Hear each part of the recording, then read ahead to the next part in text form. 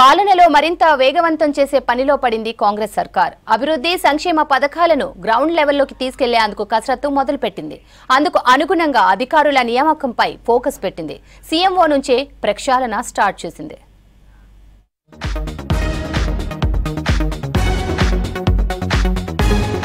కాంగ్రెస్ అధికారంలోకి వచ్చి ఏడాదిన్నర అవుతోంది. ఈ తక్కువ టైంలోనే ఎన్నో కీలక అభివృద్ధి పనులు, సంక్షేమ కార్యక్రమాలు అమలు చేస్తోంది ప్రభుత్వం.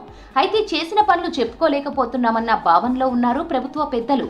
ఇక నుంచి అలాంటి వాటికి చోటు లేకుండా ముందుకు వెళ్లేలా ప్రణాళికలు సిద్ధం చేస్తోంది. కొంతమంది అధికారులు పథకాలను ప్రజల్లోకి తీసుకెళ్లడంలో నిర్లక్ష్యం వహిస్తున్నారన్న విమర్శలు ఉన్నాయి. దీంతో సీఎంఓ నుంచి అధికారుల ప్రక్షాళన మొదలుపెట్టింది ప్రభుత్వం. ఈ మధ్య కీలక శాఖల్లో పనిచేస్తున్న 20 మంది ఐఏఎస్ అధికారులను బదిలీ చేసింది ప్రభుత్వం.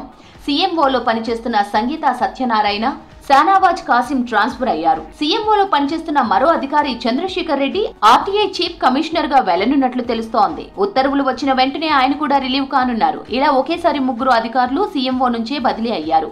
చీఫ్ మినిస్టర్ ఆఫీస్ లో పనిచేస్తున్న మరో సీనియర్ అధికారి కూడా ట్రాన్స్ఫర్ అవుతారని చర్చ జరుగుతోంది.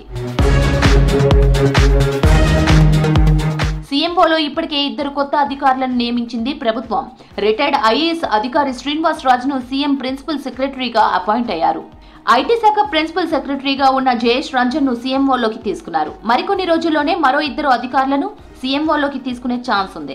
ప్రభుత్వ పథకాలను ప్రజల్లోకి తీసుకెళ్లడమే లక్ష్యంగా కీలక అధికారులను అటు ఇటు మారుస్తున్నట్లు సెక్రటేరియట్ లో చర్చ జరుగుతోంది. ప్రభుత్వ పథకాలను ప్రజల్లోకి తీసుకెళ్లడంపై ప్రత్యేక దృష్టి పెట్టింది రాష్ట్ర సర్కార్. ఇందుకు అనుగుణంగానే అధికారుల నియామకాల్లో మార్పులు చేర్పులు చేస్తోంది.